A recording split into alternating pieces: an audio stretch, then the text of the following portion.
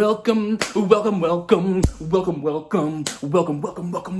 Redefined Podcast. What? Hey, what's up? I'm Jared Duran. Welcome to the Redefined Podcast. I hope we have a little bit of fun today. I'm going to say some things that are a little, whatever. So on today's podcast, I want to talk about the people in the margins, the people who are the minority in America. So my wife and I, we are straight, white, I'm male, she's female. We make up the majority of America. But what about the people who don't look like me? What about the people who don't, or look like my wife? What about the people who don't act like us, who don't think like us, who don't believe like us, who are not attracted to the same sex or gender that we are attracted to? What about the people who don't identify with a specific gender or a gender that we're not comfortable with them identifying as? What do we do with the people who don't have the same skin tone as us? What do we do with these people? What do we do with these people who are in the margins, right? Here's a good question also. What do we do with people who don't process things the same way that we process things? So what if they're on the autism spectrum disorder? What if they are, what if they have a sensory disorder? What if when they go to a church service or any kind of like atmosphere where there's a lot of people, what if they get overwhelmed? What if their nervous system gets so overwhelmed that they can't sit still, that they can't be quiet? What do we do with those people? This is a good question because those people have got to stop falling through the cracks. And the reason they fall through the cracks is because we keep doing things to point out that they are different than us, therefore they don't belong, which is ridiculous because the truth is we can't make them change. We can't make them change their skin color. We can't make them change their sexual preference. We can't make them change whatever gender they think and believe that they are or that they know that they are, or however you want to phrase that. We can't make them change. We can't make someone that has autism or is on the autism spectrum disorder, we can't make them behave in a certain way. We can't make somebody who has a sensory disorder, we can't make them just all of a sudden process things the same way we do. We can't make somebody who is not neurotypical.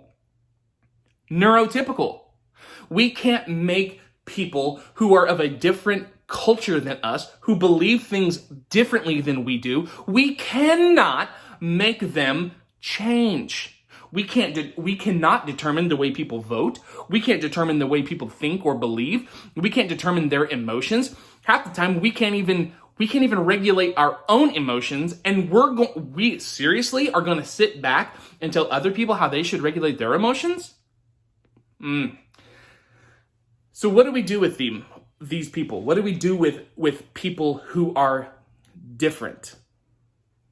Well, I think the very first thing that we do is determine that we're going to stop trying to change them. Okay? One of the most completely idiotic and ridiculous things that is happening in America right now is the fact that there are two main parties, Republicans and Democrats, and they roughly make up 50% each. It's roughly divided down the middle. And so this party's over here screaming about how stupid and idiotic this party is, and this party's over here screaming about how stupid and idiotic this party is. And it's like, you're talking about half of America. You are literally going to make the assumption that you are the one that is correct and half of America is wrong. See, that's flawed thinking. What we need to understand is that, hey, guess what? We're not always right. Our opinion and our beliefs aren't always exactly correct.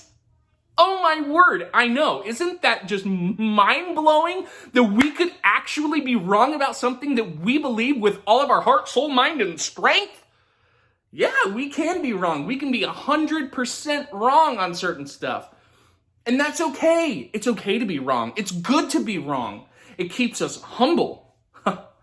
That's kind of important. And you know what? I'm amazing at being humble. I am like probably the most humble person I know. And like, you're probably not nearly as humble as I am. I am amazing at being humble. I mean, I even keep looking at myself instead of the camera. That's how humble I am. You know what I mean?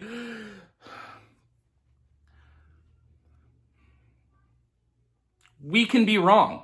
We should be wrong. It's good to be wrong. It's good for us to put our ideas out there and let them be challenged. And instead of saying, no, I'm right, you're wrong, we say, okay, let's actually have a conversation about this. So the first step, I believe, is to admit that there is a chance, there is a possibility that we are wrong on some stuff, okay? Not everything has been proven beyond the shadow of a doubt, scientifically and sociologically and economically and all these other words of logically.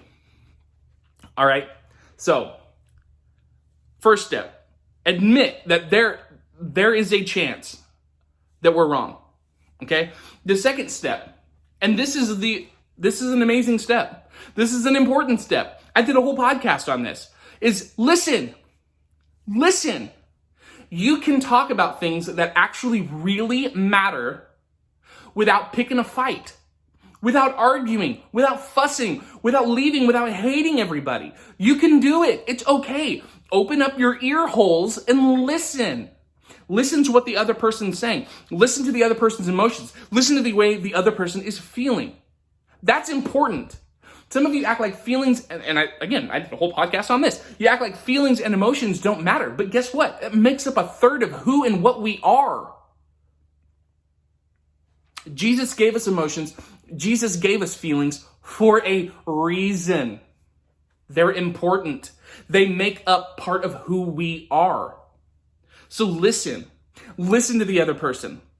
Take yourself out of being the judgmental know-it-all that you are, and I am. I know I'm one.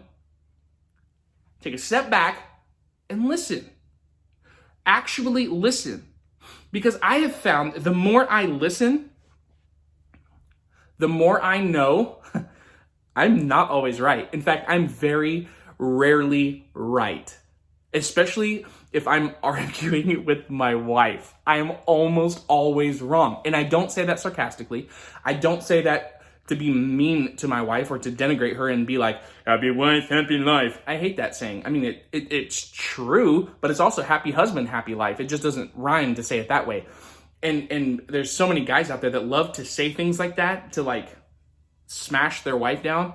Like, you're just so mean and angry all the time. I don't mean it that way. I mean that I'm often wrong and she's often right.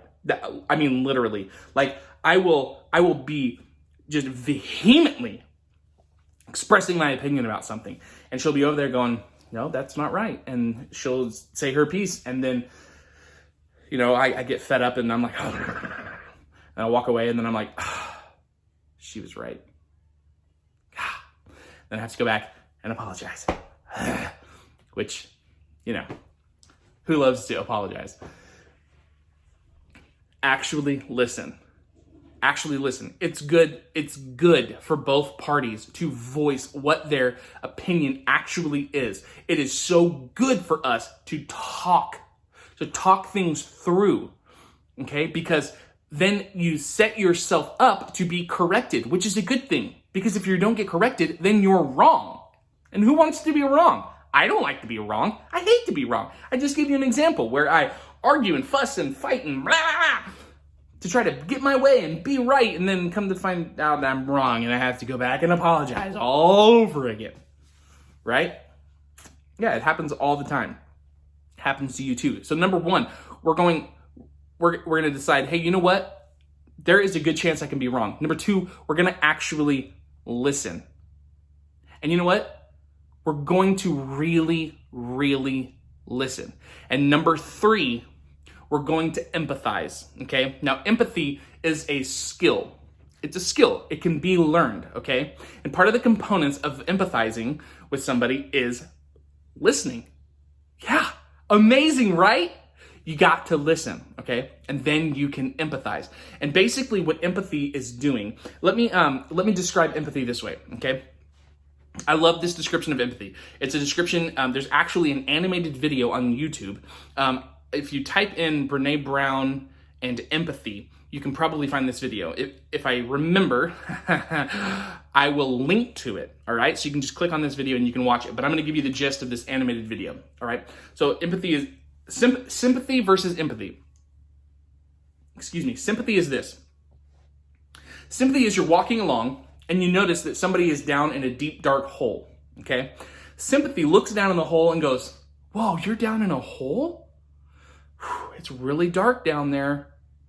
I'm so sorry you're in a hole. But hey, at least you're not dead. Okay.